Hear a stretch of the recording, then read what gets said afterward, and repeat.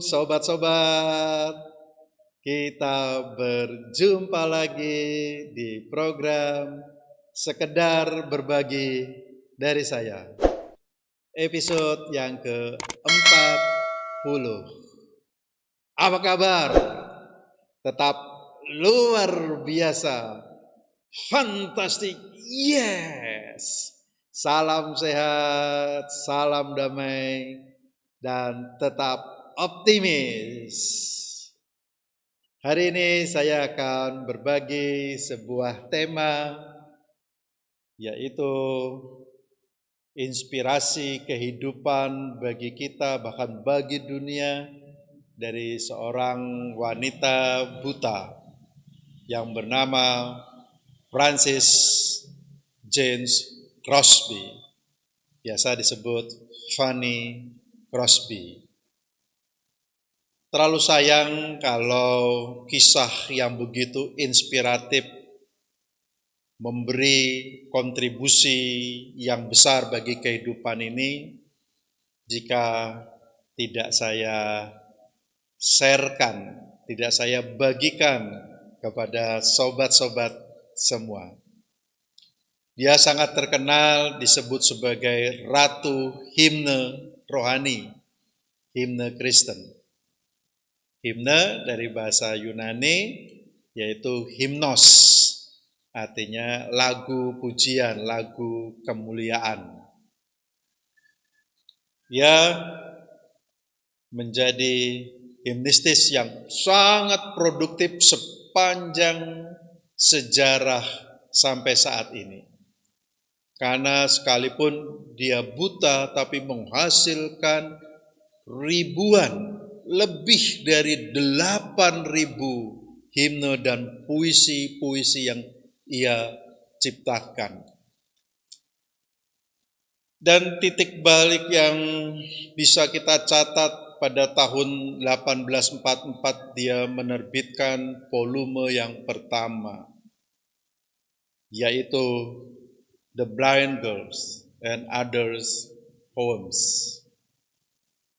Sangat mengagetkan dan sangat monumental bagi kita, bagaimana seorang buta memberikan inspirasi bagi kehidupan kita. Inilah Fanny Jane Crosby.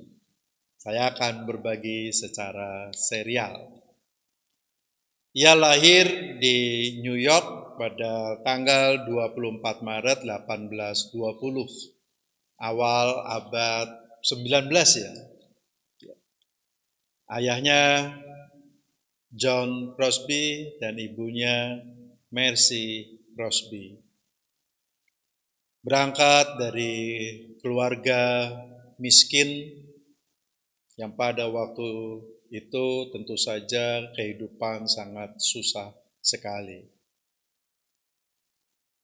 Di usia 2 minggu dia sudah mengalami begitu berat pencobaannya, mengalami infeksi mata. Datang ke seorang dokter, dalam tanda kutip sebetulnya hanya seorang tabib, dan mengalami malpraktek yang akhirnya mengakibatkan mata Crosby buta total, tidak mampu lagi melihat. Ditambah lagi penderitaannya, setelah 6 bulan ayahnya pun John Crosby meninggal dunia. Ibunya seorang diri, janda di usia 21 tahun, kehidupan sangat susah, dan akhirnya dia menjadi pembantu rumah tangga yang membantu dari rumah ke rumah, mencuci pakaian, membersihkan rumah. Dan selama dia bekerja, ia menitipkan kepada neneknya, Eunice Crosby. Dan disinilah saudara-saudara, sobat-sobatku, sang nenek menjadi guru bagi Fanny Crosby. Neneknya seorang Puritan Kristen. Neneknya selalu mengajarkan disiplin rohani yang begitu kuat kepada Fanny Crosby. Dan neneknya inilah yang akhirnya menjadi mata dunia bagi Fanny Crosby.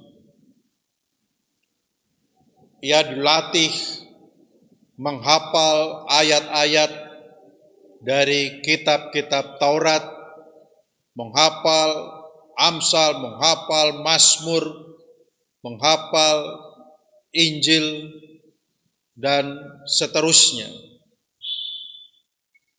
Eunice inilah yang melatih bagaimana Fanny Crosby harus hafal. Dan seringkali satu hari ia bisa menghafal 5 perikop dari Mazmur. Begitu rajinnya, begitu disiplinnya. Bahkan dalam 5 hari dia harus menghafal surat-surat Injil dan juga dari Taurat. Didikannya dengan disiplin yang keras memberikan kemampuan deskriptif bagi Fanny. Jadi Fanny menjadi begitu piawai dalam mendeskripsikan realitas yang ia rasakan, realitas yang ia pahami. Ketika ia mulai lunglai, ketika mulai frustasi, sang nenek mengajarkan, kamu harus menjadi orang yang kuat, kamu harus tetap terus berdoa, bukan untuk minta kesembuhan saja, tetapi untuk mendapatkan hikmat surgawi, mendapatkan pengetahuan. Don't pray for an easy life, but to be a strong person. Kata nenek inilah yang selalu terngiang di dalam kehidupannya. Itulah yang diajarkan kepada Fanny ketika matanya tidak mampu melihat dunia. Maka harus ada yang menggantikan dalam organ tubuhnya untuk menjadi mata kehidupannya.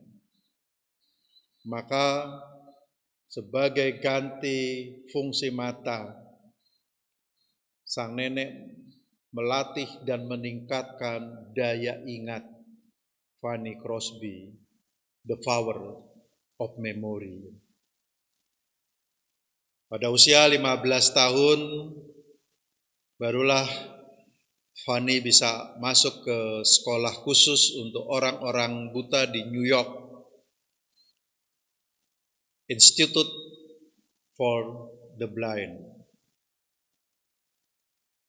Dan tentu saja belum mengenal huruf Braille, karena Louis Braille baru menemukan huruf Braille, yaitu sistem tulisan sentuh pada tahun 1847.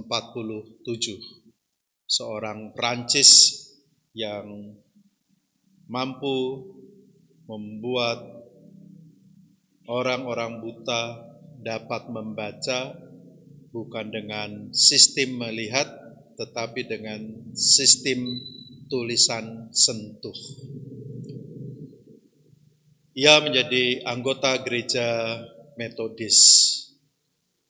Dan teman-temannya sangat kagum. Sekalipun ia buta, mengapa ia begitu hafal ayat-ayat, mengapa ia begitu hafal teks-teks suci, mengapa ia begitu hafal pesan-pesan dari kitab suci itu. Dia berlatih piano, dia berlatih gitar, dia berlatih bernyanyi. Bahkan sekalipun buta, dia dapat menjadi seorang guru bahasa Inggris dan guru sejarah. Bayangkan, sungguh mengagumkan karena sang nenek mencari pengganti mata dengan hati, dengan otak, the power of memory. Dan dengan bantuan George F. Roots, puisi-puisi dari Fanny Crosby, kemudian syair-syair lagunya diaransemen menjadi lagu-lagu yang inspiratif yang menggambarkan pergumulan hidupnya. Fanny Crosby tidak seperti kebanyakan orang buta yang memiliki citra diri yang rendah, yang hanya terus-menerus minta dikasihani, yang terus-menerus menyesali hidupnya, yang terus-menerus menyesali keadaan tubuhnya, sehingga citra dirinya ditekan, tidak mampu memvisualisasi hidup yang positif. Dan akibatnya, ia tidak mampu mempengaruhi orang lain. Orang buta yang hanya minta dikasihani, yang hanya menyesali dirinya, yang hanya menangisi ketidaksempurnaannya, tidak mampu memberikan kontribusi kehidupan bagi orang lain, tidak mampu mengembangkan pengaruhnya kepada orang lain, bahkan menyeret orang lain untuk memiliki mentalitas yang sama, untuk mengemis, untuk mengasihani dirinya, untuk menyesali kehidupannya. Crosby tidak mau memiliki energi negatif yang mengurangi lingkaran pengaruh bagi sesamanya. Sebaliknya, sekalipun ia buta, tetapi dia memiliki citra diri yang tinggi. Citra diri bukanlah kesombongan. Citra diri adalah iman. Percaya bahwa dirinya adalah fitrah Allah, gambar Allah, diciptakan sebagai gambar ilahi, imago Dei. Dirinya adalah berarti, bermanfaat, berguna bagi Sang Pencipta. Hidupnya adalah anugerah ilahi yang diberikan kepadanya. Dan itulah citra positif ini yang memampukan dia keluar dari zona kenyamanannya itu dan mempengaruhi lingkungannya, memberikan kontribusi bagi kehidupan di sekitarnya. Ketika mata tidak mampu melihat, hatinya mampu melihat. Kebanyakan dari kita mata mampu melihat, tetapi hati tidak mampu melihat realitas.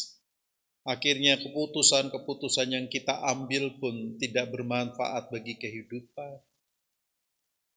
Fanny Crosby sebaliknya, ketika mata tidak mampu melihat realitas di sekitarnya, tapi hatinya mampu melihat, dan itulah yang menyebabkan dia menjadi proaktif, mempengaruhi lingkungannya, memberi inspirasi kehidupan bagi lingkungannya. Dan ini harus kita ambil manfaatnya, inspirasi bagi kehidupan kita, memotivasi. Itulah sebabnya saya ingin sekali berbagi tentang pengalaman Fanny Crosby ini kepada sobat-sobat semua. Energi positifnya itu memperbesar lingkaran pengaruhnya. Baginya, kehidupan itu harus dipelihara, dirawat, dan bukan sebaliknya malah dihancurkan. Itulah sebabnya ketika ia buta, ia ingin merawatnya, ia ingin menjaga kehidupan ini dan bukan menghancurkannya. Itulah sebabnya tidak ada kata penyesalan dalam dirinya. Dia mengapresiasi pemberian Tuhan dalam hidupnya. Kita diingatkan oleh Rasul Paulus tentang sabda Yesus. Cukuplah kasih karuniaku bagimu, sebab justru dalam kelemahanlah kuasaku menjadi sempurna. Sebab jika aku lemah, maka aku kuat. Ada tangan yang tidak terlihat yang mendampingi kita.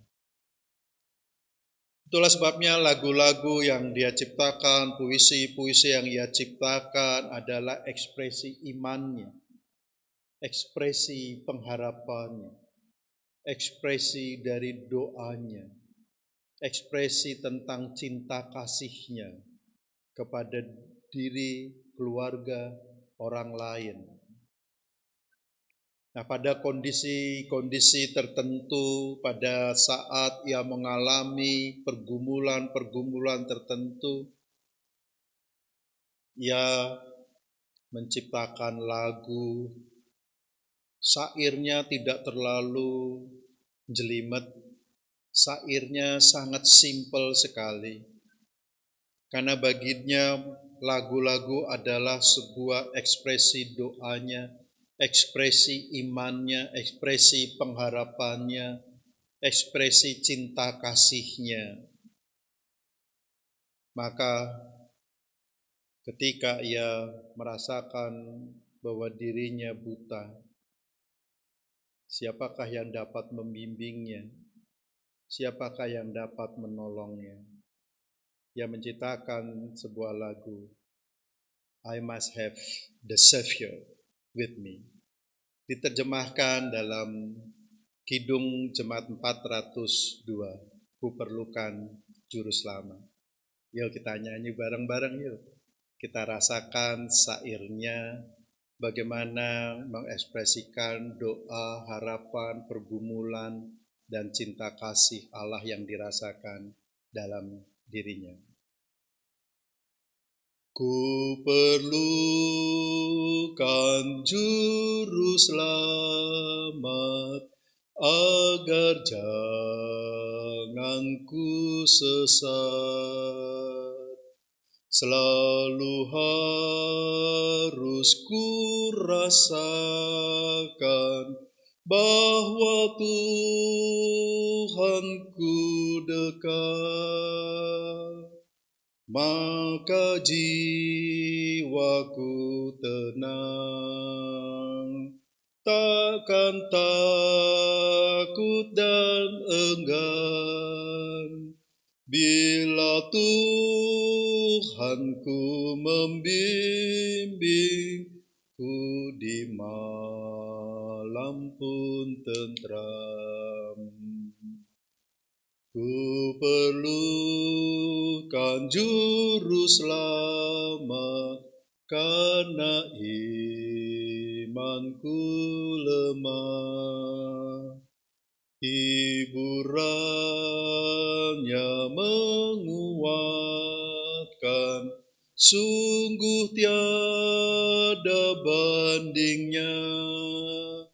Maka jiwaku tenang, takkan takut dan enggan, bila Tuhan membimbingku di malam pun tentram. Ku perlukan juru selamat dalam langkah juangku. Siang malam suka duka, dengan Tuhanku tempuh. Maka jiwaku tenang, takkan takut dan enggan, bila Tuhanku membimbingku di malam pun tentram. Ku perlukan juru selamat agar ku dibimbingnya melintasi arus Yordan ke negeri bahagia. Maka jiwaku tenang, takkan takut dan enggan, bila Tuhanku membimbingku di malam pun tentram. Syair-syair ini mengekspresikan buah hatinya, doanya, cinta kasihnya, harapannya, untuk memberi semangat bagi kita, memberi semangat bagi manusia, bahwa Allah tetap mencintai kita. Sekalipun kita buta, Allah memberikan kekuatan. Itulah sebabnya citra diri yang tinggi ini akan melahirkan kinerja baik dalam dirinya. Saya harus berguna, saya harus bermanfaat, saya adalah anugerah Tuhan untuk sesama. Itulah sebabnya ia menjadi orang yang lebih positif dan akhirnya divisualisasi dan mengaktualisasi dirinya menjadi lebih positif. Maka pujian, lagu-lagu, syair, puisi yang dia rangkai ketika kita menghayatinya adalah sebuah ziarah religiusnya, pengalaman imannya yang mengajarkan kita jangan gentar karena kita memiliki juru selamat. Oke, sobat-sobat, semoga berguna. Kita berjumpa di episode yang berikut dan di bagian selanjutnya. Salam damai. See you.